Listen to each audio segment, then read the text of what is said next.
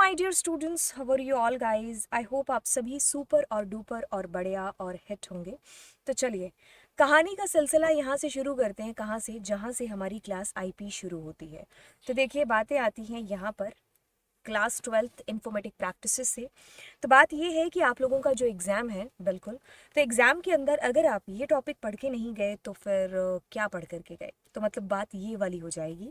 तो यहाँ पर मैं आपको शॉर्ट चेकलिस्ट है जो बता रही हूँ, जिसमें से आपको क्वेश्चंस कह लीजिए कितने परसेंट अगर मैं कहूँ तो मैं कहूँगी 100 में से 100। मैं 99.99 की बात भी नहीं कर रही हूँ, मैं यहाँ पर 100% की बात कर रही हूँ कि आपके पेपर में आपको इनसे रिलेटेड क्वेश्चंस हैं जो ज़रूर देखने को हैं, जो मिलेंगे।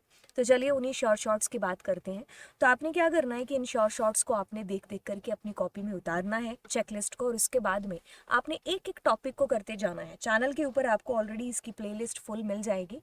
अदरवाइज आप क्या कर सकते हो, डिस्क्रिप्शन बॉक्स में जाइए, वहाँ पर आपको नाम के साथ में प्लेलिस्ट है जो मिल जाएगी। तो वहाँ से आप जो है पढ़ना स्टार्ट कर सकते हैं। तो चलिए कहानी और किस्सों को थोड़ा आगे किया जाए। और पैंडास के अंदर सबसे पहले सीरीज़ में जो सबसे इंपॉर्टेंट चीज़ है वो है इसकी क्रिएशन। तो क्रिएशन मैंने यहाँ पर ज़्यादा बार गुड है जो इसलिए डाला है, वो इसलिए क्योंकि ये बहुत ज़्यादा इंपॉर्टेंट है। ठीक है। उसके बाद में आप बात करोगे एट्रीब्यूट्स की, तो कहना ही क्या, इससे तो आपको ज़रूर क्वेश्चन आता है। वेक्टर ऑपरेशन, बिल्कुल, जैसे कि मेरी सीरीज़ है, मैंने सीरीज़ का कंपैरिजन कर दिया 5 के साथ में, सीरीज़ को प्लस कर दिया 5 के साथ, है ना। तो अब आपसे क्वेश्चन पूछा जा सकता है कि अगर मैं एक सीरीज़ को 5 से जोड़ता हूँ और दूसरी तरफ एक लिस्ट को 5 से जोड़ता हूँ, तो दोनों में क्या अंतर हो सकता है। कुछ इस तरीके से आपसे चीज़ें हैं जो बिल्कुल बेशक पूछी जा सकती हैं। अब बातों के सिलसिले आगे बढ़ाते हैं और कहता है कि अर्थमेटिकल, दो हमारी सीरीज़ होंगी, उनके बीच में अर्थमेटिकल ऑपरेशन से क्या आउटपुट आएगा।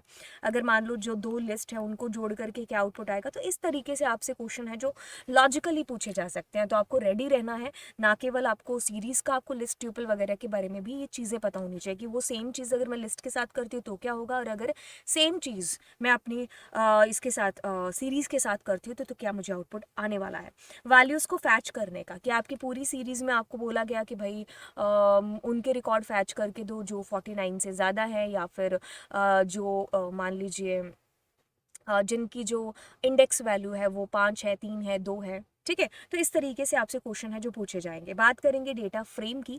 क्रिएशन देखिए इंपॉर्टेंट नहीं, कुछ ज़्यादा ही इंपॉर्टेंट है। 100 में से 100% क्रिएशन बहुत इंपॉर्टेंट है। आपको हर तरीके की क्रिएशन है जो पता होनी चाहिए, हर तरीके इन द सेंस कि आपके पास जितनी क्रिएशंस है वो सारी पता होनी चाहिए। एट्रीब्यूट्स, इसके बारे में तो कहना ही क्या, इसके बिना तो आपका क्वेश्चन पेपर छप ही नहीं सकता, मतलब इट्स लाइक दैट। उसके बाद में एडिंग करना है किसी भी कॉलम को, किसी भी रो को, डिलीशन हो गया, रीनेमिंग हो गया, लॉक, आई लॉक और फैचिंग वैल्यूज।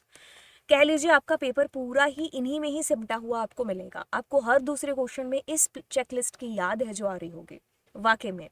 बातों के आगे बढ़ाएंगे। मैटप्लॉटलिब में ज़्यादा आपको टेंशन देने की ज़रूरत नहीं। एक आपको क्वेश्चन आता है 3 एक नंबर का आएगा। आप ना एक बार क्या करना कि आप जो क्रिएशन है, मतलब स्ट्रक्चर हो गया आपके ग्राफ्स का, उसको एक बार ज़रूर देख लेना। For that you can watch one shot. ठीक है।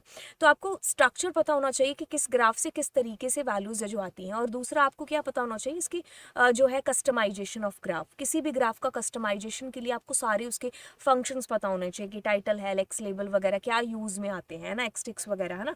फिर उसके बाद की बात करेंगे तो सीक्वल की बात हो रही है, तो लाइक हो गया, नल हो गया, और सारे के सारे आपके मैथ्स और ये फंक्शन हो गए।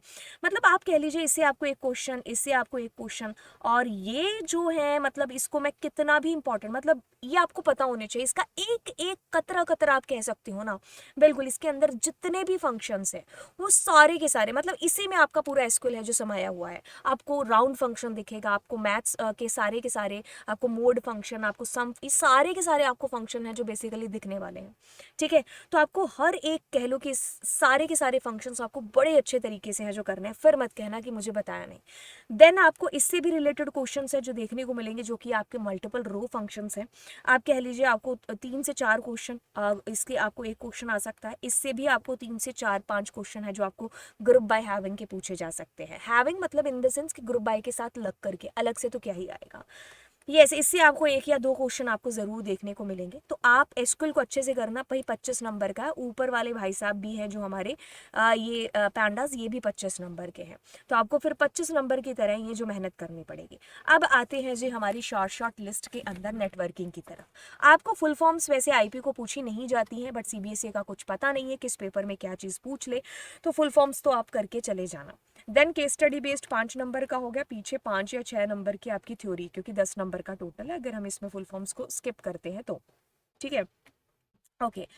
तो बात आती है यहाँ पर कि अगर आप यहाँ पर अच्छे से अपनी थ्योरी के कंसेप्ट को करना चाहते हैं, थ्योरी इन द सेंस कि जब आप लिखने की बात करते हैं, ठीक है, तो आप बात करोगे website, web page, web server, static, dynamic, domain, इनके बीच के अंतर की, इनकी कहानियों की, यूआरएल हो गया, स्विचिंग टेक्निक खैर आपके पास नहीं है, इसको मुझे कट करना चाहिए, देन प्रोटोकॉल्स, वीओआईपी, टोपोलॉजी, ये सारी चीज़ें आपको पता होनी चाहिए। तो मतलब इनकी डेफिनेशन अगर मैं रात को 2 बजे भी उठा करके पूछ लूँ ना कि यूआरएल बता दो, तो आपको पता होना चाहिए। मतलब इतना पक्के वाला पक्का आपको इनके एक एक कतरा कतरा आपको यहाँ पर पता होना चाहिए। मैंने आपको नोट्स प्रोवाइड करा दिए लास्ट क्लास के अंदर। अब लग जाइए तैयारी के लिए। All the best. यहाँ पर एक ही शब्द है, एक ही लाइन है जिसमें सारी कहानी ख़त्म करने की कोशिश करेंगे। तो शॉर्ट है और इनमें से आपके क्वेश्चन हैं जो आप कह लीजिए लगभग 90% से भी ज़्यादा आपके नंबर आने के आसार हो जाएंगे अगर आप इस चेकलिस्ट के अकॉर्डिंग चलते हैं। ठीक है, तो कहने का मतलब है यहाँ पर कि आपके शॉर्ट क्वेश्चंस, मतलब जिनके बिना पेपर छपता ही नहीं है, ये वो क्वेश्चंस हैं। ठीक है, तो आप इसके अलावा भी ऑफ कोर्स आपको चीज़ें करनी है, बट ये वो क्वेश्चंस जो मैंने कहा ना 90% से ऊपर आपके मार्क्स हैं जो दिलवा सकते हैं। ठीक है, तो आप इन क्वेश्चंस को, इन टॉपिक्स को बहुत अच्छे तरीके से, ज़्यादा अच्छे तरीके से है जो आप करके जाइएगा। ठीक है, तो चलिए फिर चलते हैं। चैनल के ऊपर ऑलरेडी सारा सिलेबस हर फॉर्म में हो चुका है। आपको वन शॉट में चीज़ें मिल जाएंगी, आपको 5 मिनट 10 मिनट, आपको घंटे घंटे की जो है मिल जाएंगी। तो कहने का मतलब है कि हर तरीके की चीज़ें हैं जो आपको सिलेबस मतलब हर तरीके की जो लेक्चर है वो अवेलेबल है।